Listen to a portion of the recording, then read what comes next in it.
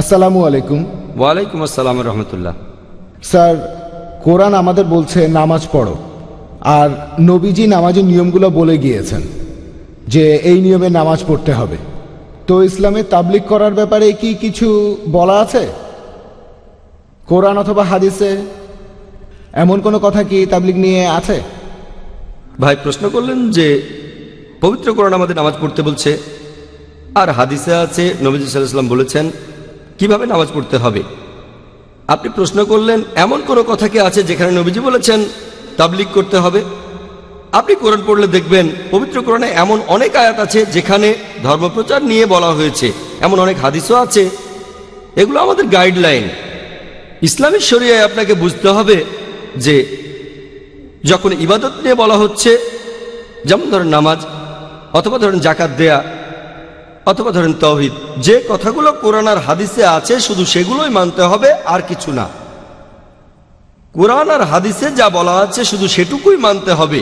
এগুলো বাদে যেসব কথা কোরআন অথবা সহিহ হাদিসে নেই, আল্লাহ বা নবীজি বলেননি, সেগুলো ভুল। যেগুলো বলা হয়েছে সেগুলো ঠিক। ইবাদত বাদে অন্যান্য ক্ষেত্রগুলোতে কোরআন হাদিসের যে সম্পর্কে বলা হয়েছে এটা হারাম, সেটা বাদে অন্য সব কিছু হালাল। তবে ইবাদতের ক্ষেত্রে ইবাদত করার প্রসঙ্গে যেটা বলা হয়েছে সেটা ফরজ, যেটা বলা হয়নি সেটা নিষিদ্ধ। এটা ইবাদতের ক্ষেত্রে। ইবাদত বাদে অন্যান্য ক্ষেত্রগুলোতে যেমন কি কি খাবেন, কি কি পড়বেন, কিভাবে কথা বলবেন, আর ধর্মপ্রচারে যেটার অনুমতি নেই সেটা হারাম। যেটা বলা হয়েছে ফরজ সেটা ফরজ অথবা মুস্তাহাব, এছাড়া উল্লেখ করা হয়নি কিন্তু অনুমতি আছে। সেটা হয়তো প্রকারভেদে হতে পারে ফরজ, অথবা সেটা হয়তো হতে পারে মুস্তাহাব, উৎসাহিত করা হয়েছে, অথবা সেটা হয়তো হতে পারে মুবাহ, অথবা নয়তো মাকরু। যেটাকে বলা হয়েছে হারাম সেটা হারাম, সেটা নিষিদ্ধ। যেটাকে হারাম বলা হয়নি সেটা হালাল, অনুমতি আছে। এবারে এগুলোর মধ্যে সেটা হতে পারে ফরজ মানে আবশ্যিক, অথবা হতে পারে মুস্তাহাব, উৎসাহিত করা হয়েছে, অথবা হতে পারে মুবাহ অর্থাৎ ঐচ্ছিক, অথবা হতে পারে মাকরু, অনুৎসাহিত করা হয়েছে। বিভিন্ন হাদিসের উপর ভিত্তি করে এখন দাওয়া বা ধর্মপ্রচারের ক্ষেত্রে দেখবেন বেশ কিছু গাইডলাইন দেয়া আছে কোরআনে আর হাদিসে। কোরআন ও হাদিসে বেশ কিছু নির্দেশনা আছে।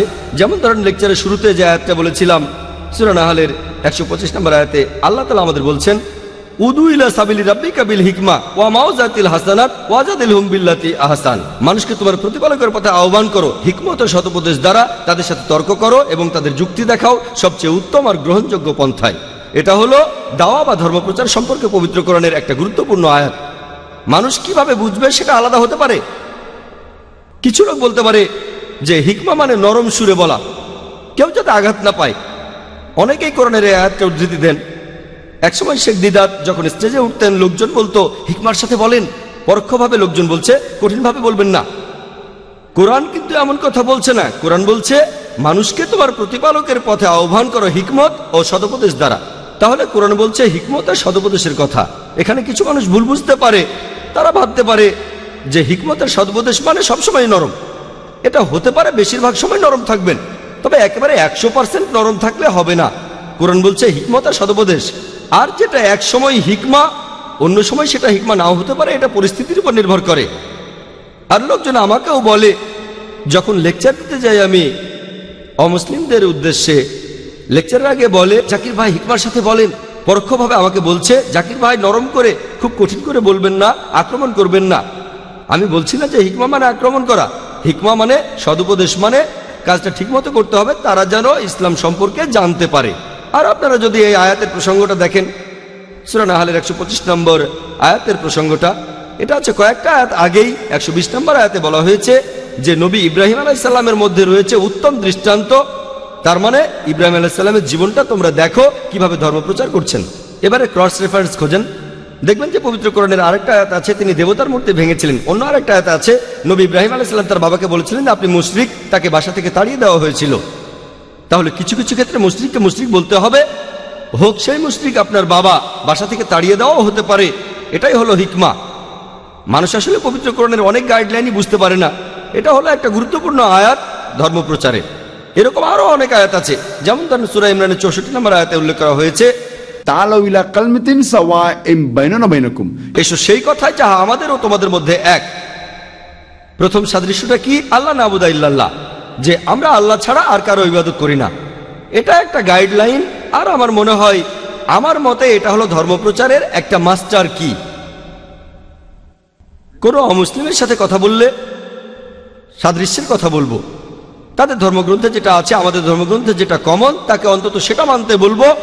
আর এখানে সবচেয়ে গুরুত্বপূর্ণ এই সাদৃশ্যের, কোরআন বলছে সেটা আল্লাহ নাবুদা ইল্লাল্লাহ, আল্লাহ ছাড়া কারো ইবাদত করি না।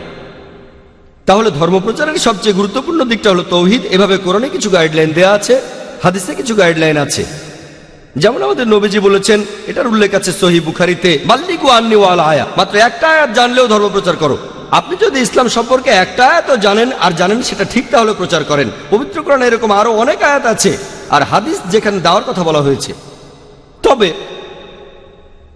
এটা যেহেতু এমন না যে সালাত, জাকাত বা তৌহিদ অথবা কোরআন আর হাদিসে যেটার উল্লেখ আছে তার কিছু আছে ফরজ, কিছু আছে মুস্তাহাব, কোরআনের সেই আয়াত অথবা হাদিসের প্রসঙ্গের উপর নির্ভর করে। তবে ধরেন আমি মাইক্রোফোনে কথা বলছি, প্রশ্ন করতে পারেন নবীজিকে মাইক্রোফোনে কথা বলেছিলেন? না, নবীজি বলেননি। তাহলে মাইক্রোফোনে কথা বলা কি বিদআহ? এটা কি হারাম? আমি বলবো না, এটা ব্যবহার করছি ধর্মপ্রচারের জন্য, আর সেটাই গুরুত্বপূর্ণ। ধর্মপ্রচার করা ইসলামে ফরজ, তবে এই ক্যাটাগরিতে পড়ে না। যেমন সালাত বা জাকাত, ধর্মপ্রচার করা ফরজ, আবশ্যিক, কোনো সন্দেহ নেই। তবে কিভাবে করতে হবে সেটার গাইডলাইন পাবেন কোরআন আর হাদিসে। তবে একটা সহিহ হাদিসও যদি বলে মাইক্রোফোনে কথা বলো না, তাহলে মাইক্রোফোনে কথা বলা হারাম, বুঝলেন? অথবা বলতে পারেন যে মুহাম্মদ সাল্লাল্লাহু আলাইহি ওয়াসাল্লাম কি টিভিতে কথা বলেছেন, স্যাটেলাইট চ্যানেলে কথা বলেছেন? তাহলে স্যাটেলাইট কি হারাম? এখন কোরআনের মাধ্যমে কথাটাকে পরীক্ষা করুন, যদি শরিয়ার কোনো নিয়ম না ভাঙে তাহলে হালাল, যদি নিয়ম ভাঙে তাহলে হারাম। বেশিরভাগ টেলিভিশন প্রোগ্রামই হারাম, কারণ এগুলোতে থাকে অশ্লীলতা, অনইসলামিক অনুষ্ঠান। তবে এরকম অনুষ্ঠান না থাকলে সেটা হবে হালাল। আমরা এটাকে ব্যবহার করতে পারি, এই মিডিয়াকে ইসলাম প্রচারের জন্য। যদিও কোরআন আর হাদিসে এর উল্লেখ নেই, তবে একটা আয়াত এমন বলছে, মানুষকে তোমার প্রতিপালকের পথে আহ্বান করো হিকমত ও সদুপদেশ দ্বারা। আমার হিকমা হিসেবে স্যাটেলাইট চ্যানেলকে ব্যবহার করছি। তাহলে গাইডলাইনগুলো আছে। তবে যদি দাওয়ার কাজে এমন কিছু ব্যবহার করি যেটাকে বলা হয়েছে হারাম পবিত্র কোরআন আর হাদিসে, সেটা ভুল। আপনি এখানে সালাত সম্পর্কে যেটা বললেন, সালাত ইসলামের 5টা স্তম্ভের মধ্যে একটা, অথবা ইবাদতের মধ্যে একেবারে প্রথম সারির, যেমন তৌহিদ, সালাত, জাকাত, রোজা, হজ। এসব ক্ষেত্রে যা বলা আছে শুধু তাই করবেন, আর কিছু না। বলতে পারবেন না আমি এক পায়ে দাঁড়িয়ে নামাজ পড়বো, আমি এক পায়ের উপর দাঁড়িয়ে নামাজ পড়বো। এখন নবীজি কথা বলেননি যে এক পায়ে দাঁড়িয়ে নামাজ পড়াটা হারাম। কি পড়তে পারবে? না, পারবেন না, কারণ এটা ইসলামের 5টা স্তম্ভের একটা। কিন্তু ধরেন আপনি অসুস্থ আর সমস্যা থাকলে বসে নামাজ পড়তে পারেন, এ কথা কোরআন বলছে, হাদিসও বলছে। গাইডলাইনটা আছে, যেটার অনুমতি আছে সেটা হালাল।